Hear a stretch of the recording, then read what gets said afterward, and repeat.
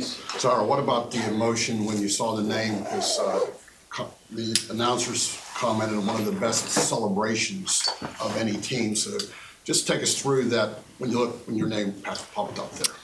Well, for me personally, MJ literally just had got done saying, like, yo, how we going to celebrate? And I was just like, just do whatever feels natural. And knowing us, we were going to do something crazy and celebrate. But it was just an exciting moment. And at first, I was looking like, wait, is that Texas A&M? So it was really fun, but it was an exciting moment with my teammates, and we just celebrated how we normally celebrate things. Did y'all allow yourself? I know, like during the season, a lot of teams try not to worry about the bubble talk and all that with the stress when you still have games left to play. But given that y'all had, time off and your body work was what it was, did y'all allow yourself to kind of like look through not only the chances of making it, but the possible scenarios, matchups, all that stuff, just in your downtime or something? Yeah, I think we talked about it a lot, but we also didn't give ourselves the added pressure of like an in-depth conversation. So we would like check ESPN, check like Charlie Cream updates, everybody who was involved, and we would be like, okay, this is what it's looking like today. But that would kind of be it, just so we wouldn't have that added stress, that added pressure. So we would give a conversation, but we just wanted to wait until Sunday. What is it about the SEC tournament that has you guys playing just looks like some of your best basketball, and how good does it feel to come off of those performances headed into the tournament? I think it's because it's a win or go home mindset at the time. I mean, it's a bad thing to say because you should really be thinking about that through the SEC conference. But when it comes tournament time, we just have a different approach to everything. And it was just fun to go out there and play basketball and do it how we know how to play. Yeah, I agree. In March, it feels different in March for every basketball team across the nation. So, like SEC says, it just means more, especially in the tournament. So, just how validating was it to hear Texas A&M and know that you guys did enough?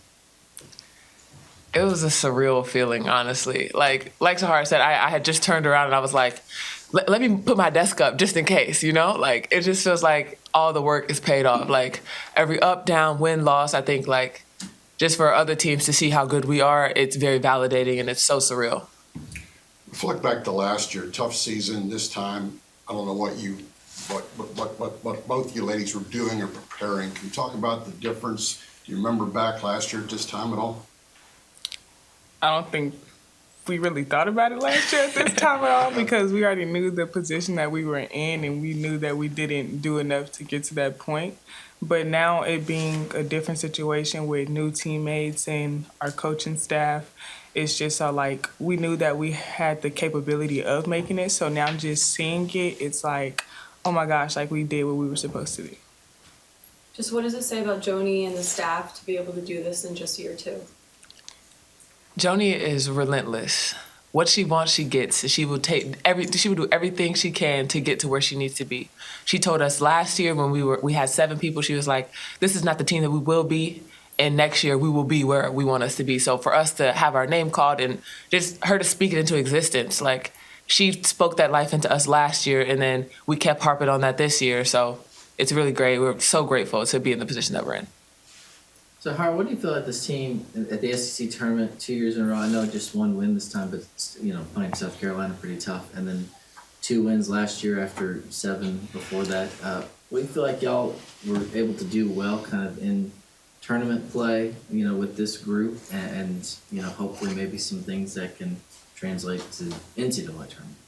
We always harp on letting everyone touch the ball. Like our assist is what always helps us win games. When we have a high number of assists, we win games. So we wanted to focus on that and focus on putting the ball in the hole, rebounding the ball, just being relentless and being physical with the other team and punching first. So all those things had came down to that moment in Mississippi State game and also in South Carolina game, even though we came up short. But we played tough, and I think everybody else saw that in us. So just bringing that to the NCAA tournament is going to help us do the same thing. What have you all heard about Nebraska, if anything? That they shooters. Yeah. They can shoot the ball. Team full of shooters, and they got a good post group too. I'm really interested to play like a different style of basketball. It should be fun.